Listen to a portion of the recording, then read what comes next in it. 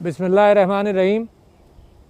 ये गुफ्तगू मेरी आपके साथ कोरोना वायरस के हवाले से है और जो कामयाबी पाकिस्तान के शहरियों ने और इस मुल्क ने हासिल की है कोरोना वायरस के हवाले से, उसमें सबसे पहले मैं समझता हूँ कि हुकूमत की पॉलिसियाँ स्मार्ट लॉकडाउन के एतबार से और आप लोगों का अमल करना, अक्सरियत ने इस बात पर अमल किया।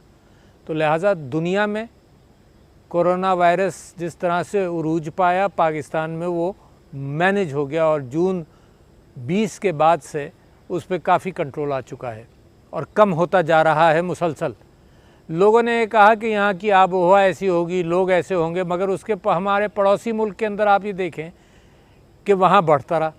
तो एक तो अल्लाह का एहसान है इस मुल्क के ऊपर बहुत बड़ा, और दूसरे ये कि स्मार्ट लॉकडाउन की पॉलिसी, गरीब परवर पॉलिसी, एहसास के ज़रिए हर शख्स तक रकूमात पहुँची ताकि वो पुरसुकून अपने घर में भी इंतज़ार कर सके और SOPs को फॉलो कर सके। और दूसरे ये कि हमारी इबादतें भी जारी रहीं। तो मैं समझता हूँ कि मुकम्मल एतबार से इस कौम पर अल्लाह का फ़ज़ल इसी वजह से नाजिल हुआ कि मसाजिद के अंदर तरावियाँ भी कम नहीं हुई, लोगों ने SOPs फॉलो किए जो हमने कहे थे। अब आ रहे हैं दो वाक़यात, एक तो 2 दिन ऐसे आ रहे हैं, एक तो ईद उल अज़हा और उसकी तैयारी के मामले, बाज़ारों के मामले, जानवर ख़रीदना, क़ुरबानी करना और ईद की नमाज़ पढ़ना।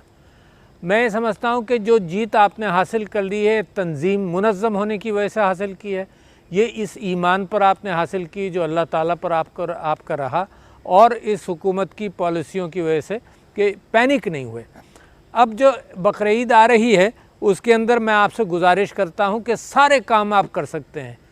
मास्क पहने, बहुत ज़रूरी, दुनिया आप जानती है कि ये प्रिवेंशन, और मैं समझता हूँ पाकिस्तानियों को आप हर जगह देख लें।